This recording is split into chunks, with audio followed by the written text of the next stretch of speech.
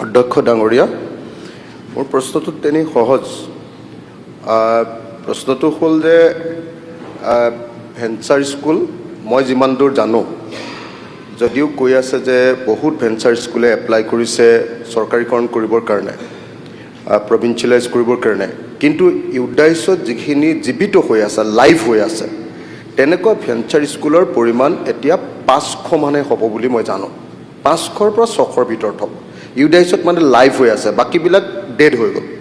এনে কিছুমানে আগতে নাম দি থোৱা বা মৰি যোৱা স্কুলৰ এপ্লিকেশ্যন দি থৈছে। এই 500খন বা 600খন স্কুলক যদি এতিয়া চৰকাৰীকৰণ কৰি দিয়ে, তেখেতসকলেতো ইতিমধ্যে প্ৰায় 8000খন স্কুল খায়ে পেলালে, মাৰি পেলালে, বন্ধ কৰি দিলে অসমত।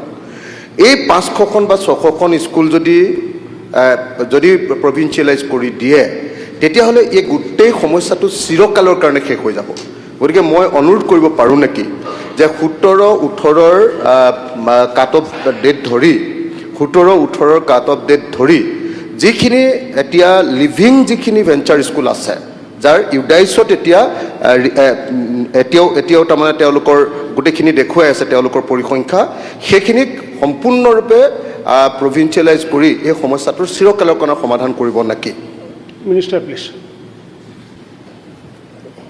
চৰকাৰে, অধ্যক্ষ মহোদয়, চৰকাৰেতো কম স্কুল প্ৰভিঞ্চিয়েলাইজ কৰিলে চৰকাৰৰ ধনৰাশি হ'ব।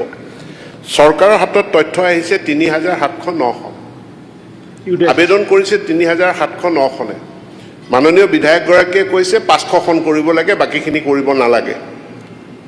তো আইনৰ আওতাৰ ভিতৰত, 25ৰ আইনৰ আওতাৰ ভিতৰত আমি পৰীক্ষা কৰিম। মই আকৌ কৈছোঁ, অসম চৰকাৰে স্বীকাৰ কৰিছে যে 3709খন বিদ্যালয়ৰ পৰা আমি প্ৰস্তাৱ পাইছোঁ। বিধায়কগৰাকীয়ে কৈছে এইখিনি কৰিব নালাগে, 500খন যি লাইভ হৈ আছে 500খন কৰিলেই হ'ল।